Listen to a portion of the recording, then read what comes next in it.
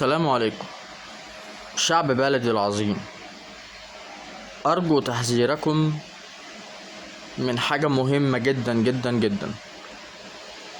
اوعى تنسى تذكرتك في المكنة، وخد بالك منها كويس جدا. لا تنساها في المكنة ولا تقع منك،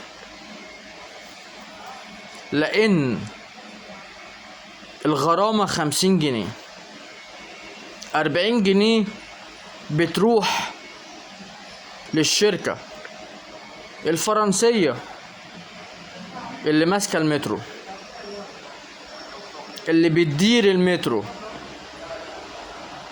اللي 3/4 شغلها غلط وعطلان، والسلالم اللي هي بايعاها لمصر وكل شوية تعطل كأنها بايعة لمصر فرز تاني.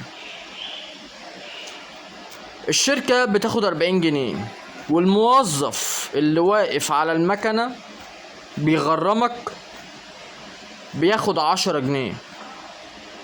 الموظف ده مرتبه 5000 جنيه، يعني أعلى منك.